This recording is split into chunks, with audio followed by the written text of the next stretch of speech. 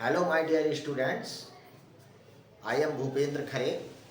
और इसी क्रम में आज जो है 1.3 जो आर डी शर्मा की बुक है उसके एक्सरसाइज 1.3 का मैं सॉल्यूशन डाल रहा हूँ।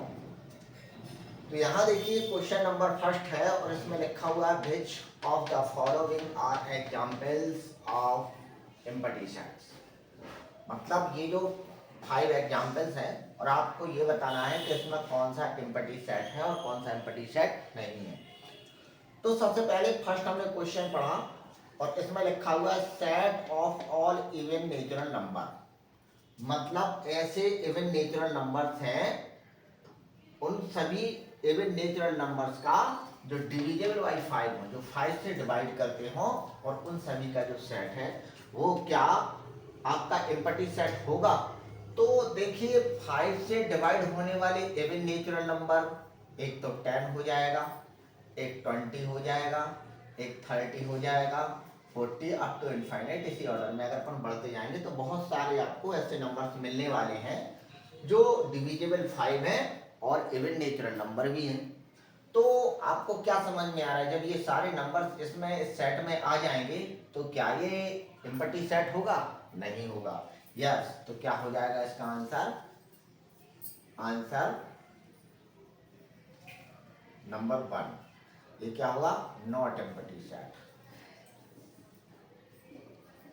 एम्पटी सेट, ये एम्पटी सेट नहीं होगा। ठीक है ना, समझ में आ गया होगा, मैंने आपको एक्सप्लेन कर दिया।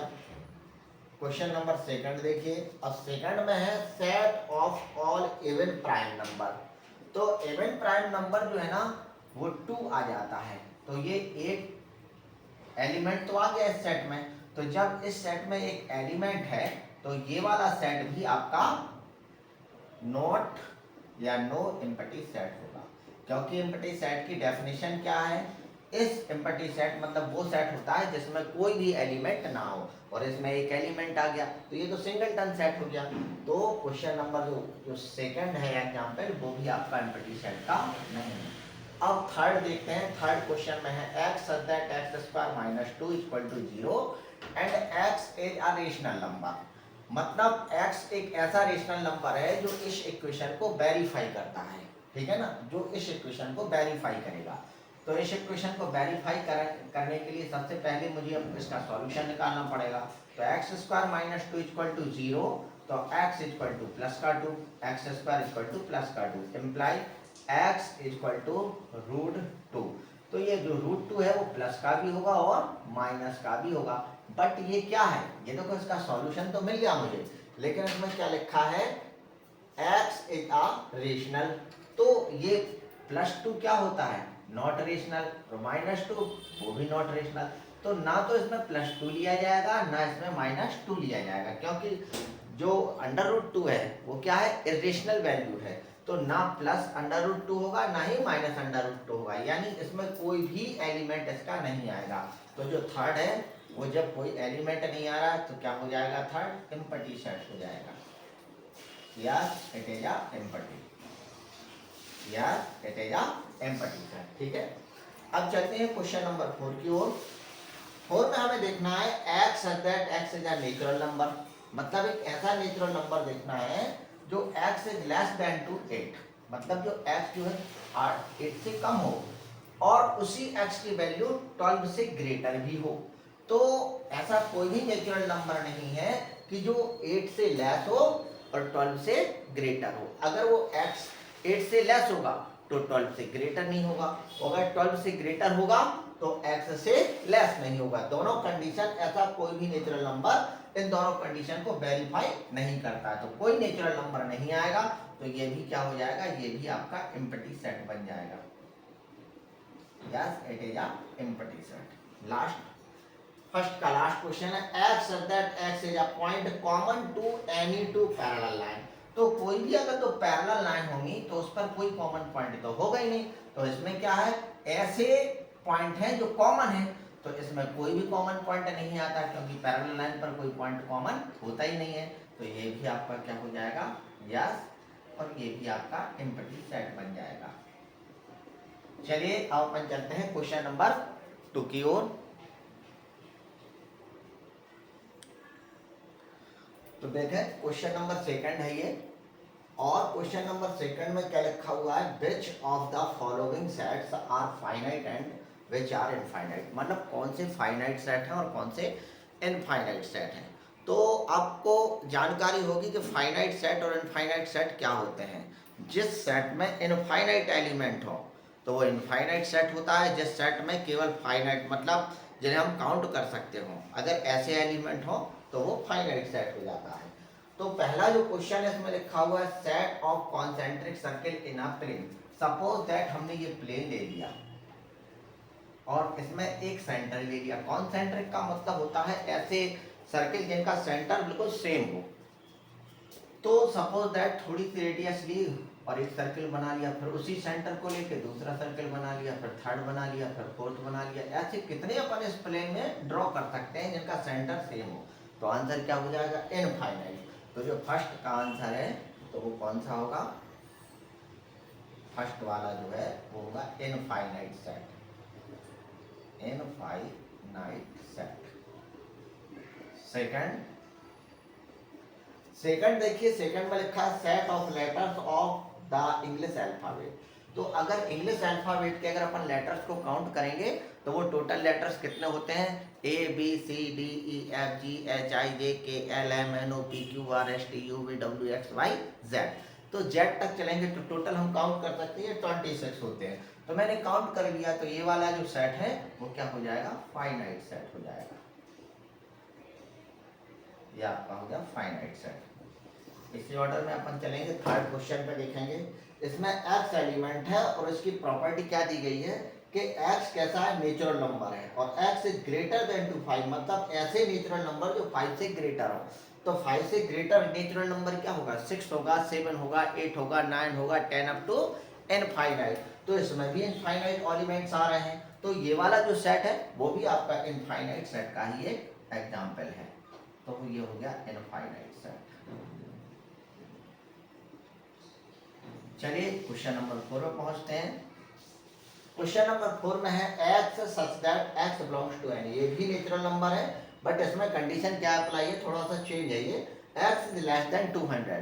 तो 200 से जो छोटे आपके नेचुरल नंबर है वो क्या होंगे, 199, 198, 197, ऐसे एक ऑर्डर में कम होते जाएंगे और कहाँ तक पहुंचेंगे, 1 तक पहुंचेंगे। फिर 1 से नीचे अगर अपन नहीं जा सकते, क्योंकि 1 से छोटा, क्योंकि सबसे स्मॉलेस्ट नेचुरल नंबर क्या होता है, 1। तो 1 तक पहुंचेंगे तो अपन काउंट कर सकते हैं 1 2 3 4 5 से लेके 199 तक।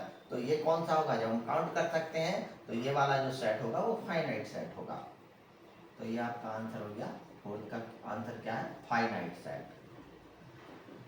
इसके बाद क्वेश्चन नंबर 5 पर पहुंचेंगे। तो x such that x belongs to z। z means है इंटीजर नंबर। तो ऐसे इंटीजर, अब इंटीजर नंबर क्या होते हैं, जो पॉजिटिव भी होते हैं और नेगेटिव भी होते हैं। इसमें क्या लिखा है, लेस देन 5, मतलब ऐसे इंटीजर जो 5 से छोटे हों। तो 5 से छोटे लेस जो इंटीजर नंबर क्या होंगे, 4 होगा, 3 होगा, 2 होगा, 1 होगा, 0 भी होगा, -1, -2, -3, -4, और इसी ऑर्डर में अपन पीछे चले जाएंगे कहाँ तक, माइनस इनफाइनाइट तक। तो ये क्या है, अनकाउंटेबल एलिमेंट्स हैं। तो फिफ्थ का आंसर क्या होगा, इनफाइनाइट सेट, इनफाइनाइट सेट। इसके बाद क्वेश्चन नंबर 6 देखें। इसमें लिखा हुआ है x such that x belongs to r, मतलब x कैसा है, एक रियल नंबर है, और इसमें कंडीशन क्या दी गई है, greater than 0 but less than 1। तो 0 और 1 के बीच में कितने रेशनल नंबर होते हैं, इनफाइनाइट रेशनल नंबर होते हैं, है ना, और आपके इरेशनल नंबर भी होंगे।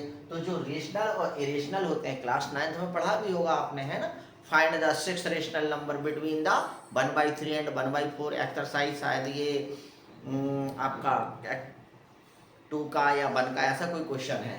तो 2 नंबर के बीच में आपने कितने 6 फाइंड किए हैं। तो उसमें एक स्टेटमेंट भी है कि क्या होता है, infinite rational number lies between the 2 rational number, है ना, 2 रेशनल नंबर के बीच में भी इनफाइनाइट रेशनल नंबर हो सकते हैं, है ना। और आपका ये यहाँ पर जो रियल नंबर है, तो रियल नंबर 0 भी है और 1 भी है, और 0 और 1 के बीच में कितने होंगे, इनफाइनाइट रेशनल नंबर हो जाएंगे।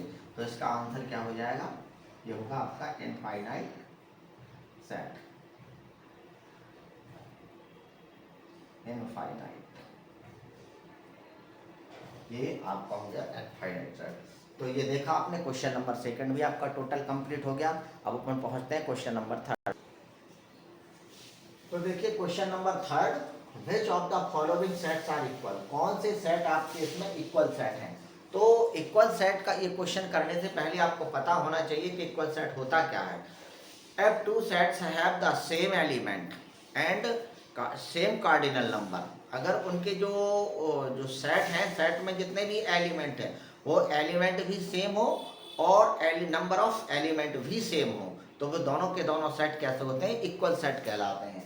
तो चलिए क्वेश्चन नंबर थर्ड में जो पहला है, पहले में आपका जैसे दिया गया है, यहाँ लिखता हूँ मैं सॉल्व, और ये जो ए है, ए में आपका एलिमेंट आ गया 1 2 3, इसमें 3 ही एलिमेंट है और वो एलिमेंट कौन कौन से 1 2 और 3।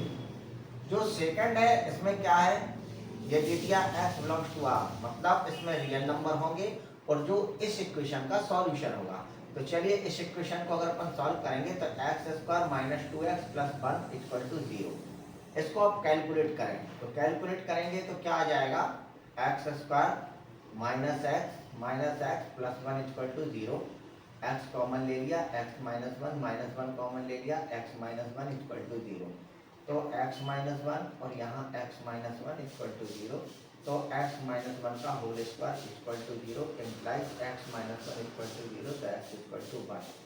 तो ये आपका 1 1 आ रहा है, तो इसमें तो केवल एक ही एलिमेंट है b में, है ना।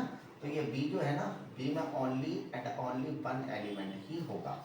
अब अपन सी में चलते हैं, तो सी में तो ऑलरेडी दिया गया है, बट इसमें 2 डबल दे दिया, लेकिन सी को जो सेट की जो डेफिनेशन होती है, कोई भी एलिमेंट डबल नहीं लिखा जाता है, इसको अपन ऐसे भी लिख सकते हैं 1 2 3। अब अपन पहुंचते हैं फोर्थ पे, D = x belongs to r, और इस इक्वेशन का सॉल्यूशन चाहिए। तो यहाँ पर अपन को ये देखना है कि ये 1 2 3 इस इक्वेशन का सॉल्यूशन है या नहीं है। तो x = मैं 1 पुट करता हूँ यहाँ पर, तो क्या होगा 1 की पावर 3 - 6 × 1 का स्क्वायर + 11 × 1 - 6।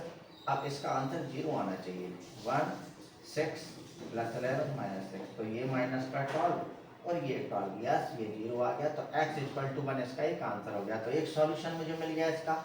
सेकंड सॉल्यूशन में मैं यहाँ पर 2 रख के देखता हूँ, तो 2 की पावर 3 - 6 × 2 की पावर 2 + 11 × 2 - 6, तो 2 की पावर 3 यानी 8, 2 2 = 4 4 6 = 24 और प्लस 22 - 6, इनको इन दोनों को ऐड करिए आप, माइनस का 30 इनको ऐड करिए, प्लस का 30, आंसर 0। तो यस दूसरा आंसर आपका 2 भी आ गया। अब लास्ट आंसर 3 इसका चेक करते हैं कि 3 इसका सॉल्यूशन है कि नहीं है।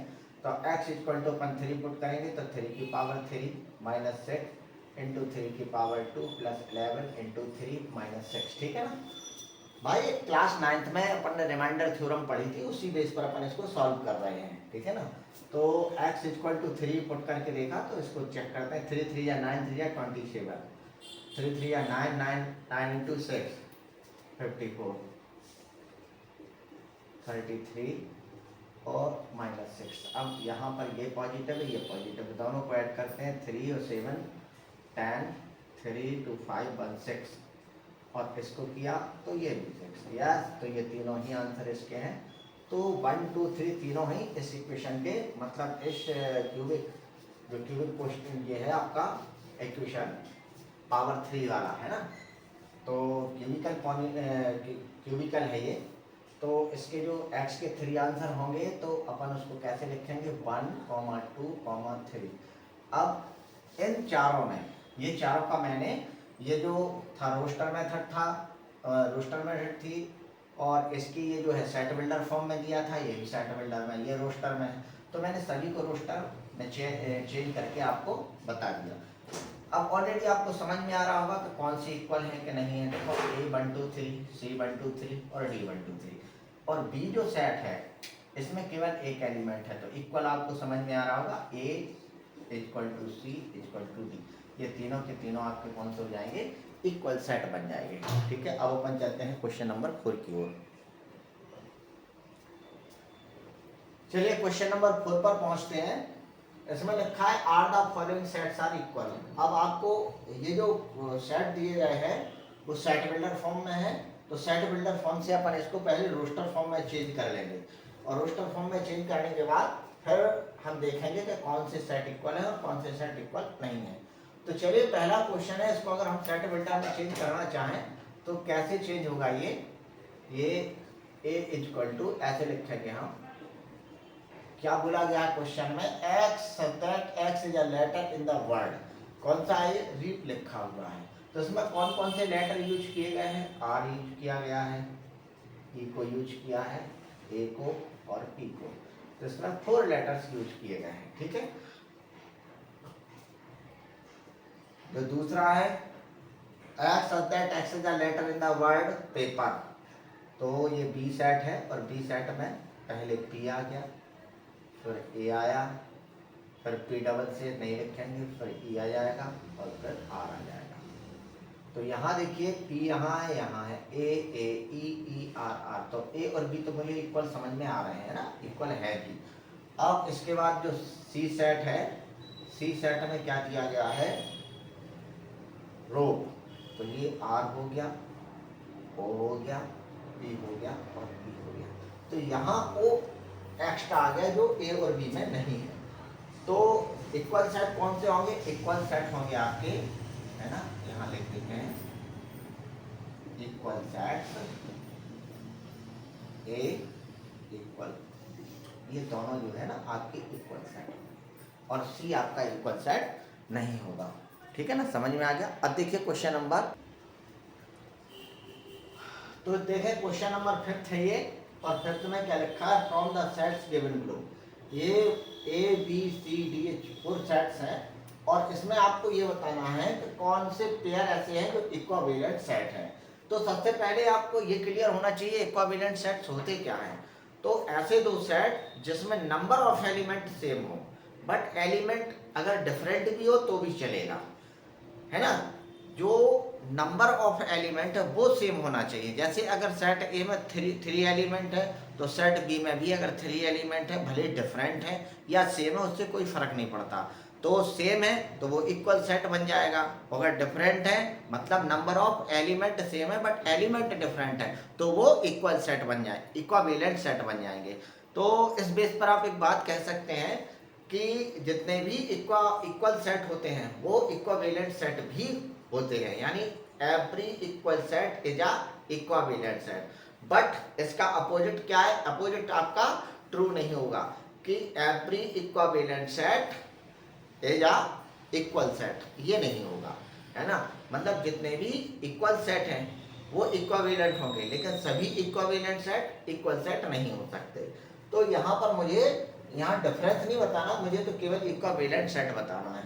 तो सेट ए में कितने एलिमेंट हैं, 3 हैं, सेट सी में कितने हैं, वो भी 3 हैं, इसमें कितने हैं, 5 हैं और इसमें भी 5 हैं। तो नंबर ऑफ एलिमेंट ए में और नंबर ऑफ एलिमेंट सी में, ये दोनों में जो है कैसे हैं आपके इक्वल सेट्स हैं, मतलब इक्वल एलिमेंट्स हैं। तो सेट ए और सेट सी कैसे होंगे, इक्विवेलेंट सेट बन जाएंगे, है ना।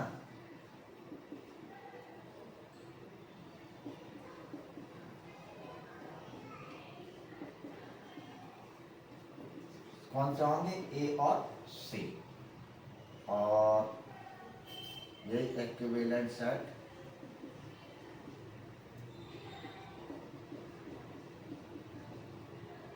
बी कॉमा डी, ये भी होंगे और ये भी होंगे, ठीक है। तो इक्वल और इक्विवेलेंट सेट में आपको डिफरेंस भी समझ में आ गया होगा, है ना। और ये क्वेश्चन 5 भी हो गया। अब अपन पहुंचते हैं क्वेश्चन नंबर 6। देखिए क्वेश्चन नंबर 6, क्वेश्चन नंबर 6 में है are the following pairs of the set equal. ये जो क्वेश्चन नंबर फर्स्ट है इसमें डबल सेट है और आपको ये बताना है कि ये दोनों सेट इक्वल हैं या नहीं है। तो अभी पिछले क्वेश्चन जो क्वेश्चन नंबर मैंने 5th और 4th सॉल्व करवाया उसमें बताया इक्वल और इक्विवेलेंट में क्या डिफरेंस होता है और इक्वल सेट होते क्या है। तो यहाँ पर ये देखिए इक्वल सेट में मतलब number of element and element दोनों सेम ही होना चाहिए। तो इसमें देखिए 2 एलिमेंट है, अब इसका मैं सॉल्यूशन निकालता हूँ। क्योंकि क्वाड्रेटिक इक्वेशन है तो 2 ही आपके इसमें सॉल्यूशन निकलेंगे, बट कौन कौन से निकलेंगे अभी अपन देखते हैं। तो अपन लिखते हैं सॉल्व ये ए में जो एलिमेंट है वो 2 और 3 है, और बी जो सेट है, बी सेट में सबसे पहले मुझे इस इक्वेशन को सॉल्व करना पड़ेगा। तो x square plus 5x plus 6 equal to 0, मैं इसको कैलकुलेट करूंगा, 3 2 या 6, तो प्लस का 3x प्लस का 2x, और फैक्टराइजेशन मेथड से सॉल्व करते हैं अपन, ठीक है ना। तो फैक्टराइजेशन मेथड से हम सॉल्व कर रहे हैं और इसका आंसर निकालते हैं। x कॉमन ले लिया, x प्लस 3, 2 कॉमन ले लिया, x प्लस 3 और इक्वल टू 0। तो ये फैक्टर जो कॉमन है और ये आ गया। अब इसका सॉल्यूशन निकालेंगे तो x प्लस 3 इक्वल टू 0 और x प्लस 2 इक्वल टू 0, तो x इक्वल टू -3 आ गया, x इक्वल टू -2 आ गया। तो जो बी सेट है, बी सेट में आपके दो एलिमेंट निकल के आ रहे हैं, -2, -3। तो अगर हम कहें कि ए और बी टू एलिमेंट इसमें है, 2 एलिमेंट इसमें, बट इसमें +2, +3 है, इसमें -2, -3 है। तो एलिमेंट डिफरेंट है लेकिन नंबर ऑफ एलिमेंट सेम है। तो क्या होगा, ए और बी आपके इक्वल सेट नहीं होंगे, ठीक है ना। A does not equal to B. अब हम देखते हैं क्वेश्चन नंबर सेकंड। ये फर्स्ट का आंसर था, ये सेकंड। सेकंड में क्या है, x that x is a letter of the word ball. तो बॉल में आपके कौन कौन से लेटर यूज किए गए हैं, डब्ल्यू है, ओ है, एल है और एफ है। इसी टाइप से जो बी सेट है, बी सेट में जो लेटर यूज किए गए हैं वो एफ है, ओ है, एल है, एल हो चुका, ओ हो चुका और डब्ल्यू है। तो यहाँ देखेंगे एफ, एफ, ओ, ओ, एल, एन, डब्ल्यू। ओके, तो क्या हो जाएगा, ए और बी आपके ये इक्वल सेट हो गए, ये इक्वल सेट हो गए। और ये इक्वल सेट नहीं है क्योंकि दोनों में एलिमेंट डिफरेंट है, ठीक है ना। तो अगर अपन चाहें तो इसको एक्विवेलेंट बोल सकते हैं, लेकिन बोल क्या सकते हैं, एक्विवेलेंट होंगे लेकिन इक्वल सेट नहीं होंगे। तो फर्स्ट में इक्वल सेट ये नहीं है, और जो सेकंड का ऑर्डर पेयर है, मतलब जो दो सेट है, वो दोनों के दोनों इक्वल सेट हैं। चलिए क्वेश्चन नंबर 6 हो गया, अपन 7 पर पहुंचते हैं। चलिए क्वेश्चन नंबर 7 पर देखते हैं हम।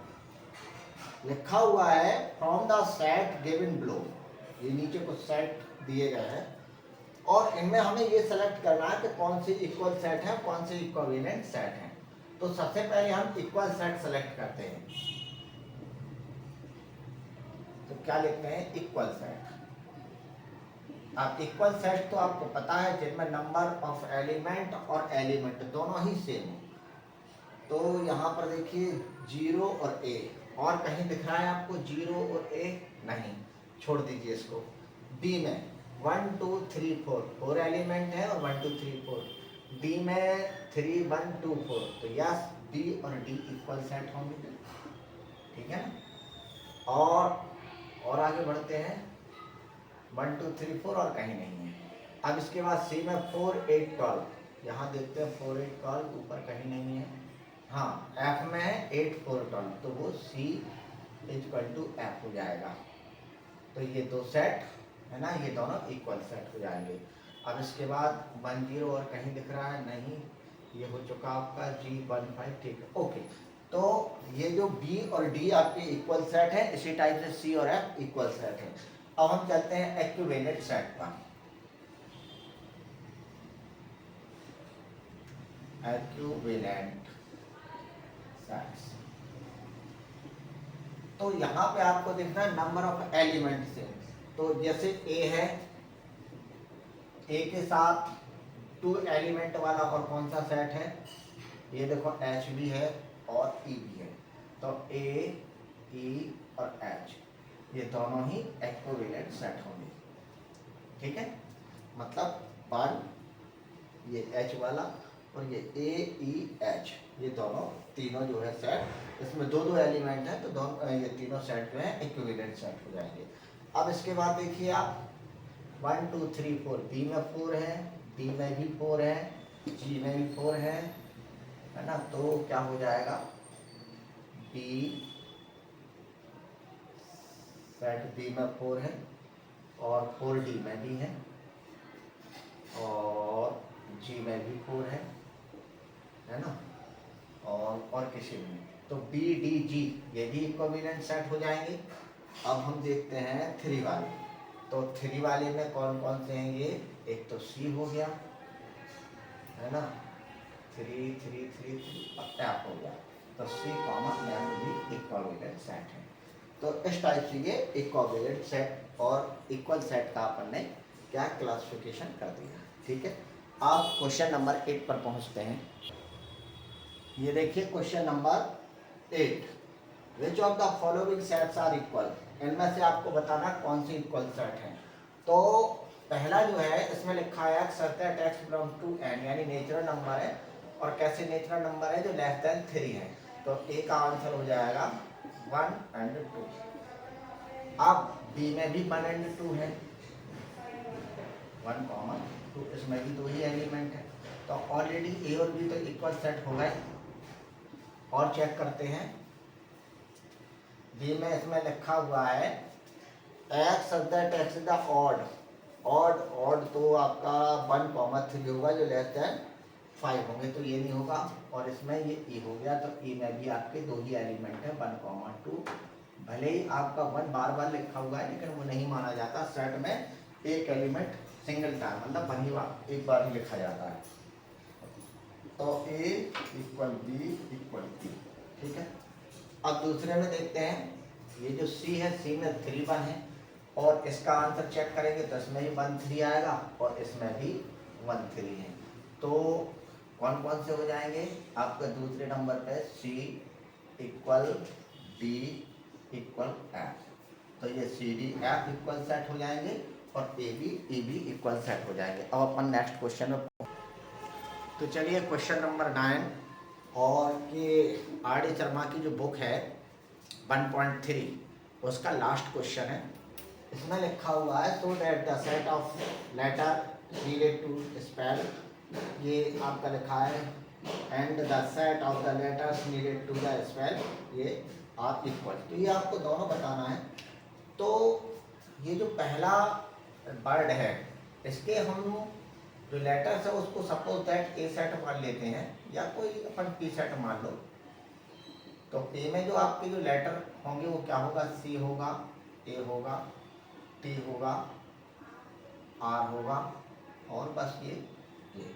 और क्यू जो है, क्यू में जो आपके लेटर हैं वो टी है, आर है, ए है और सी है।